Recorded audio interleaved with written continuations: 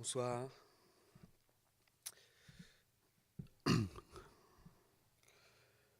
Alors, un commencement speech, donc.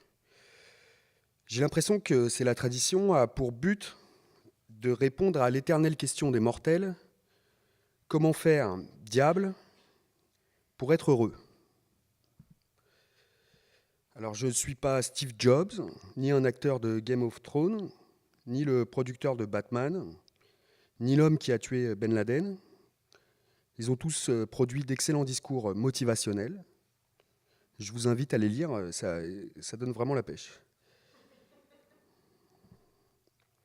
Moi, j'ai été invité ici parce que j'ai écrit un livre, Deux fois né, qui sort aux éditions Verticable le 12 octobre prochain. Je crois qu'il y en a quelques-uns dans la salle. Alors, ce livre, c'est beaucoup de choses, mais certainement pas un manuel de félicité. C'est un livre qui a pris 5 ans, 5 années où je suis régulièrement parti en Grèce pour chercher un père qu'on m'avait dit mort, un géniteur qui ne connaissait pas mon existence, un type d'une 60aine d'années, très malade, que j'ai failli tuer en lui annonçant la nouvelle.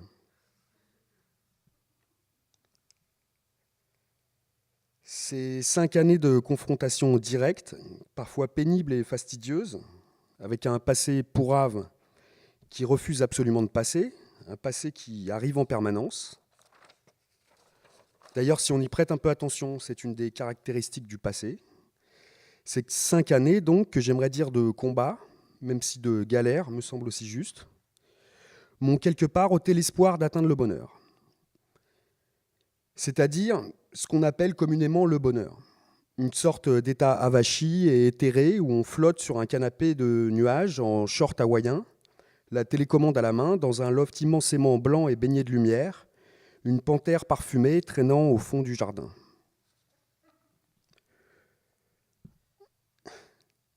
Alors, voilà plutôt ce que j'ai appris sur le bonheur.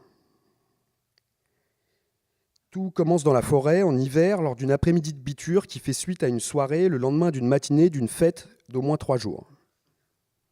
On est quelque part sur la côte anatolienne.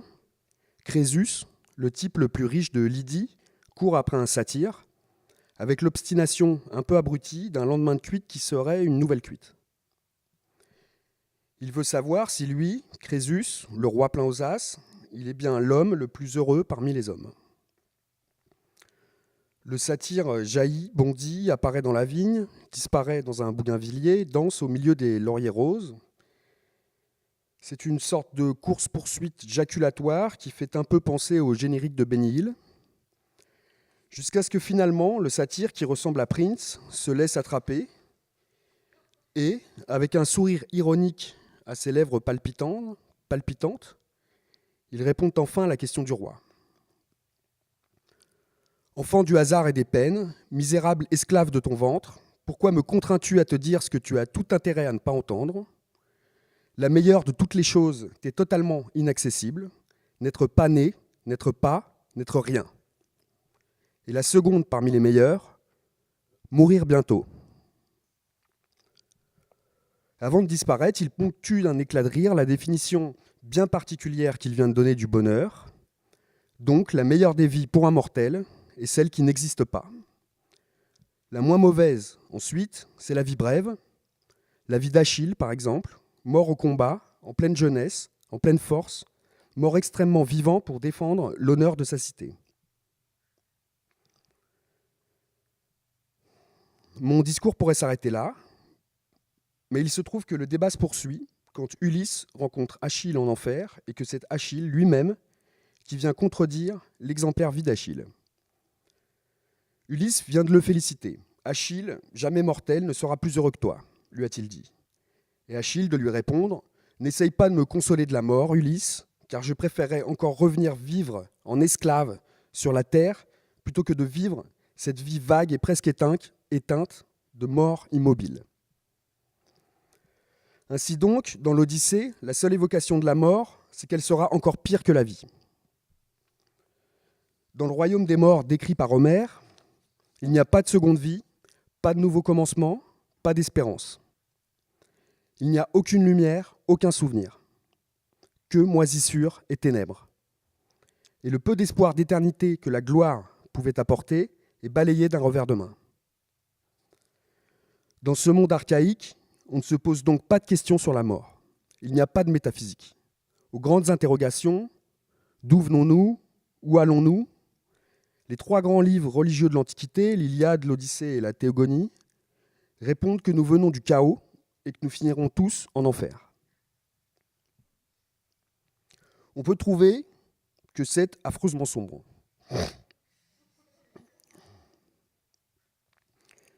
Mais aussi bizarre que ça puisse paraître, cette façon affreusement sombre de voir la vie, très loin du nihilisme, loin même de la tristesse, cette façon éminemment tragique de voir la vie me semble être la plus vive, la plus éclatante, la plus intense, la plus vivante des manières de vivre. Parce que ce refus de toute consolation implique et souligne, c'est évident, qu'entre 2 grands vides sans aucun espoir, le chaos et l'enfer, il y a justement la vie. Que c'est là que ça se passe, the place to be, ici et maintenant. Et là, nous sommes libres. C'est banal, mais on est libre de donner un sens à notre vie. C'est même notre responsabilité.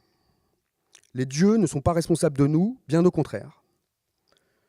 Entre 2 trous noirs aussi affreux l'un que l'autre, il y a notre temps, notre liberté, notre ardeur, notre vivacité, notre animation, notre santé, notre vigueur, notre bouillonnement, notre chaleur, notre mouvement, notre force, notre entrain, notre énergie, notre allant, notre fraîcheur, notre existence. Il n'y a rien d'heureux là-dedans, rien d'heureux au sens de beau, au sens de bon, au sens de béat, au sens de tranquille, au sens de satisfait, au sens de serein, au sens de content, au sens de ravi, au sens de repu, au sens de paisible, au sens d'agréable, au sens de radieux, au sens de plaisant, au sens de doux, au sens d'harmonieux, au sens d'optimiste, au sens d'équilibré. Comme vous pouvez le remarquer, je ne suis pas venu avec mon égide au regard pétrifiant ou mon glaive. Je n'ai même pas de casque à toupet Rubicon. Et toute cette mentalité, cet état d'esprit, pour moi, c'est comme une espèce de vague religion à moitié morte dont j'essaye de gratter les miettes. C'est ce que je trouve vrai, en majuscule, ce qui peut parfois m'aider à tenir. Et en même temps, c'est très loin de moi. En partant sur les traces de mon géniteur, je savais bien que je ne trouverais pas de père. À 35 ans, évidemment, c'est un peu tard. Je savais bien qu'il n'y aurait pas de victoire sur les moires, mais en même temps, il fallait bien que je fasse quelque chose. Je ne pouvais pas rester planté là, avec ce monstre au fond du placard, à attendre qu'il me bouffe. Cette histoire merdique et misérable, j'ai tout fait pour la transformer en richesse inestimable. Pour le dire autrement, j'ai tout fait pour essayer de retourner la situation à mon avantage. Mais j'ai déjà passé 300 pages à raconter ça, et là, je risque de répéter en moins bien ce que je dis déjà dans le bouquin. Alors même si c'est moche de se servir de l'histoire d'un autre pour parler de soi, maintenant, j'aimerais prendre un exemple, vous raconter une histoire qui n'est pas la mienne, même si moi aussi je suis passé à la casserole, et que cette histoire qui n'est pas mon histoire est assez proche de mon histoire pour que j'ai envie de m'en servir comme d'une analogie, d'un fil parallèle. Disons que je la vois comme une version plus glorieuse, plus héroïque de la mienne. Je la comprends comme une histoire de bonheur telle que je le conçois, ou plutôt comme une illustration, disons, du type de force que je cherche encore à atteindre et qui parfois me manque. Bref, une histoire qui me semble instructive. Mickey Ward est un boxeur, surtout célèbre pour son crochet gauche et sa trilogie de combats magnifiques, atrocement cruels et violents, contre celui qui est devenu plus tard son ami, Arturo Gatti. Mickey Ward est né le 4 octobre 1965 à Lowell, un trou post-industriel du Massachusetts, dans une famille de 9 enfants. Son frère Dickie est aussi boxeur, très vaguement célèbre pour un combat contre Sugar Ray Leonard.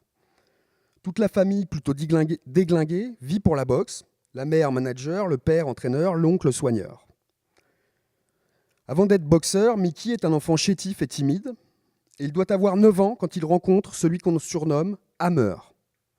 C'est un ami de son frère Dickie, un compagnon de biture, qui est devenu un ami de la famille, à qui on fait assez confiance pour lui demander de garder le petit Mickey. C'est un petit Italien avec la musculature crispée d'un jockey, une cicatrice dentelée qui va de son oreille gauche à sa clavicule, un assortiment de tatouages comme projeté autour de son cou et de ses épaules. Tout ça lui donne l'air d'un dur qui n'est pas en vrai. Et pendant des années, Hammer va profiter qu'il est seul avec Mickey pour abuser de lui. Et pendant près de 40 ans, Mickey ne dira rien à personne. Il n'y aura pas de violence proprement dite, pas comme on se les imagine. À aucun moment, Hammer ne forcera Mickey à faire quoi que ce soit. Simplement, il va le manipuler, profitant de son ascendant d'adulte pour inviter Mickey à lui montrer des parties de son corps. Et puis, il va le laisser seul avec ça pour le restant de ses jours. Alors, que va donc bien pouvoir faire Mickey afin de sortir de ce piège ? 2 choses. La première, il va être d'une intelligence rare, fulgurante, qui lui évitera 15 ans de psychanalyse. Un jour, à l'école, il y a un genre de cours d'éducation sexuelle. Il doit avoir 11 ou 12 ans. L'intervenant évoque les violences sexuelles et il a cette phrase : « Si quelque chose comme ça vous est arrivé, je veux que vous sachiez que ce n'est pas de votre faute. » Il n'est pas rare qu'on reproche un certain manque d'éloquence aux boxeurs. On fait une exception pour Mohamed Ali. Mais il n'est pas rare, en tout cas, qu'on interprète ce manque d'éloquence comme le signe d'une intelligence limitée. Mais je tiens à souligner que parfois, il faut beaucoup de force pour croire à quelques mots. Et donc ces quelques mots, Mickey va s'y accrocher comme une teigne. Ce n'est pas de ma faute. Même si, bien sûr, il en a été malade, il en a été furieux, eh bien, il l'assure aujourd'hui, il ne s'en est jamais voulu, pas une seule fois. À travers les insomnies, à travers les moments de doute, même quand tout tourne autour de lui et qu'il est extrêmement difficile de faire la part des choses, même quand son cadre et sa structure vacillent, cette minuscule phrase lui permettra de garder un cap, une direction. Ce n'est pas de sa faute. Alors bien sûr, c'est lui qui nous le dit. Et quand on sait la complexité et les ramifications terribles des violences sexuelles, on peut se demander si la résolution de Mickey Ward a vraiment pu être aussi entière. On peut se demander s'il a vraiment été capable de simplifier aussi radicalement une situation aussi complexe, ou s'il ne joue pas aussi le rôle d'un héros qui a triomphé du mal. Surtout quand on regarde les vidéos de ces combats, qui ont lieu 15 ans après, et qu'on le voit prendre des centaines et des centaines de coups de poing, revenir à la charge et foncer vers la souffrance d'une façon presque extra-lucide. Mais il se trouve que dans sa biographie, qu'il a appelée « Le cœur d'un guerrier », dans le récit qu'il fait de cet épisode, ce sont ces quelques mots, « ce n'est pas de ma faute », qu'il choisit de transmettre. Ces quelques mots qu'il adresse à toute l'immense, immense communauté des violés, des abusés, dites-le comme vous voulez, des victimes de violences, en espérant, j'imagine, leur être un peu utile. Qu'il en soit au moins remercié. Et puis une deuxième chose, franchement spectaculaire, cette fois au sens de lumineux, disons de solaire. À 15 ans, Mickey est déjà boxeur, peut-être même plus boxeur qu'il ne le sera plus tard, quand il s'illustrera plutôt comme un cogneur capable d'encaisser les punitions. Il s'apprête à faire son entrée dans le monde adulte des combats amateurs. Son frère Dickie lui parle d'un tournoi qui doit avoir lieu à Portland, dans le Maine, où son beau-frère doit aussi combattre. Mickey est enthousiaste et il demande à son frère quel adversaire il va affronter. Et là, son frère lui répond « Hammer, qu'est-ce que t'en dis ?» Mickey en dit qu'il va lui défoncer le crâne, et Dickie rigole, ça c'est mon petit frère. 200 personnes vont assister à ce combat, et sur ces 200 personnes, bien sûr, aucune ne peut comprendre la teneur intime de ce qui s'y joue. Pour les spectateurs, ce n'est pas un drame terrible où un jeune adolescent s'apprête à rencontrer son violeur, c'est juste un petit combat de 3 rounds où une crevette Roukmout fait ses débuts en compétition amateur contre un journeyman médiocre et vilainement tatoué. L'arbitre effectue les présentations, Mickey regarde Hammer dans les yeux et n'y trouve aucun regret, aucune honte. Sans dire un mot, ils se tapent les gants et partent chacun dans leur coin, attendent que la cloche marque le début du combat. Alors ici, on aurait aimé une histoire de vengeance, du sang, une bonne dose de violence légitime. On aurait aimé voir Mickey mettre Hammer KO dès les premières secondes en lui arrachant le crâne.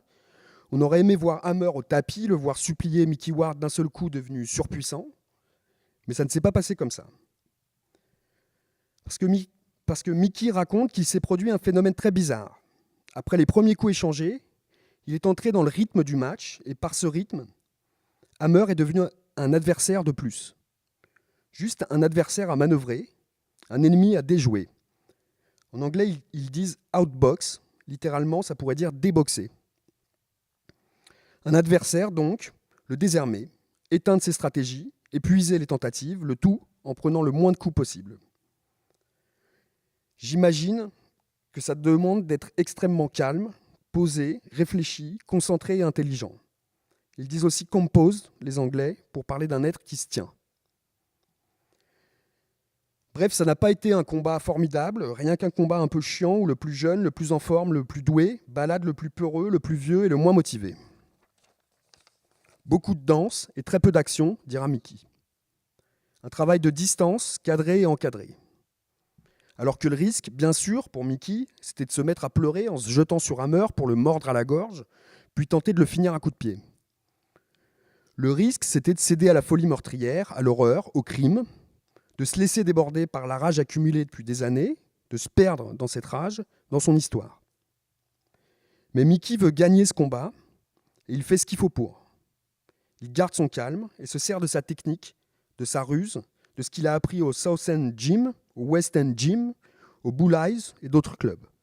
Il boxe patiemment, méthodiquement, et détruit ce mauvais homme en prenant son temps, avec rigueur et austérité, avec force et prudence. Et à la fin, c'est la main de Mickey qu'on lève. Après ça, tout ce petit monde rentre à Lowell. Et le soir, seul dans son lit, à quoi donc a bien pu penser ce Mickey Ward de 15 ans qui était le seul à comprendre son propre exploit? Et quel était donc ce rythme du combat, cette pulsation qui semble l'avoir écarté de ses émotions, tout en le rapprochant au plus près de ce que ses émotions lui commandaient de faire, à savoir battre son violeur? Quel est donc ce rythme qui semble sortir de lui-même pour le faire devenir un peu plus lui-même?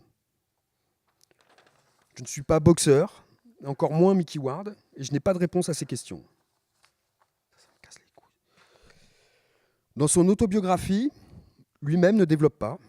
Il souligne juste la chance qu'il a eue de pouvoir bénéficier d'une forme de closure, quelque chose qui permet de tourner la page, un cadeau du destin si on veut, une incroyable opportunité de clore le dossier.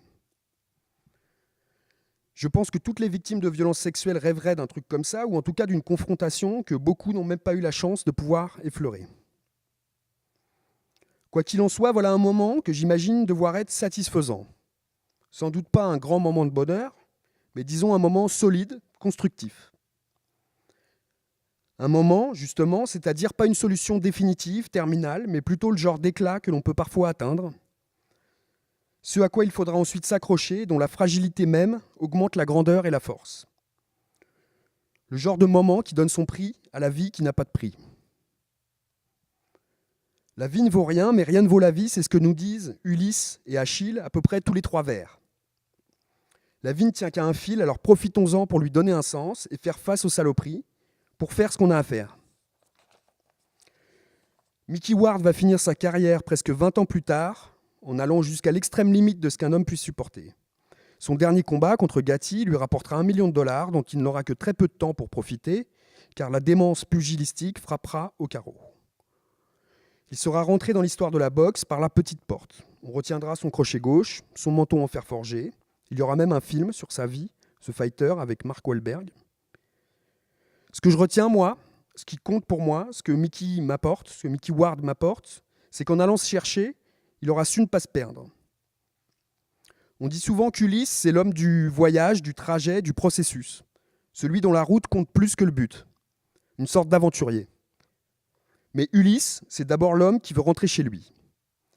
Alors, ok, il ne refuse pas d'expérimenter, de profiter de ce que peut lui offrir le voyage. Il veut voir, vivre, goûter tout ce qui peut s'offrir à lui, profiter de la vie, écouter le chant des sirènes. Mais en même temps, il ne mange pas de lotus, la plante qui fait tout oublier. Et il refuse l'immortalité offerte par Calypso parce qu'il veut rester lui-même un individu, un mortel.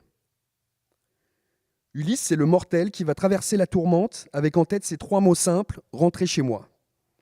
Ulysse, c'est l'homme du retour à soi. Celui qui se tient, comme on dit d'un bois qu'il se tient, dans le sens où il ne se dépiote pas sous les coups. Que les choses soient claires, Ulysse, c'est pas l'homme droit, rigoureux, univoque, austère, tel qu'on se l'imagine. Bien au contraire, on est face au prince du mensonge, à l'as de la métamorphose, au roi du détour. Mais c'est par ces détours mêmes qu'Ulysse va droit au but, avec rigueur et austérité. Et il revient du monde de la nuit, des monstres, de l'inhumain et de la sauvagerie, pour retrouver sa femme et régner sur un caillou plein de chèvres. Voilà ce que j'appelle une vie réussie.